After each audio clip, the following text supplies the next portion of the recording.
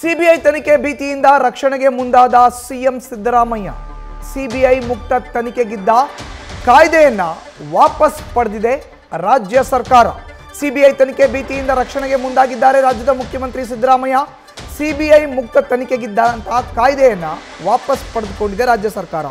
ಸಂಪುಟ ಸಭೆಯಲ್ಲಿ ಕಾಯ್ದೆ ವಾಪಸ್ ಪಡೆಯಲು ಇವತ್ತು ನಿರ್ಣಯವನ್ನ ಮಾಡಲಾಗಿದೆ.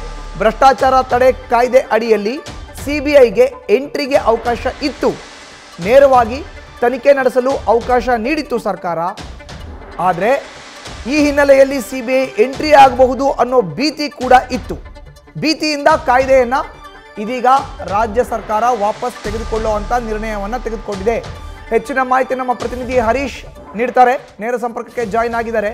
ಹರೀಶ್, ಎಲ್ಲೋ ಒಂದು ಕಡೆ ಮೂಡಾ ವಿಚಾರಕ್ಕೆ ಸಂಬಂಧಪಟ್ಟಂತೆ ಇರಬಹುದು, ವಾಲ್ಮೀಕಿ ವಿಚಾರಕ್ಕೆ ಸಂಬಂಧಪಟ್ಟಂತೆ ಇರಬಹುದು, ಈಗ ಎರಡರಲ್ಲೂ ಕೂಡ ರಾಜ್ಯ ಸರ್ಕಾರಕ್ಕೆ ಒಂದಷ್ಟು ಢವಢವ ಶುರುವಾಗಿದೆ. ಈ ಹಿನ್ನೆಲೆಯಲ್ಲಿಯೇ ಮುಕ್ತವಾಗಿ ತನಿಖೆಗೆ ಇದ್ದಂಥ ಕಾಯ್ದೆಯನ್ನ ಇವತ್ತಿನ ಸಚಿವ ಸಂಪುಟ ಸಭೆಯಲ್ಲಿ ಚರ್ಚೆ ಮಾಡಿ ವಾಪಸ್ಸನ್ನ ಪಡೆಯುವಂಥ ನಿರ್ಧಾರಕ್ಕೆ ರಾಜ್ಯ ಸರ್ಕಾರ ಮುಂದಾಗಿರುವಂಥದ್ದು. ಹರೀಶ್,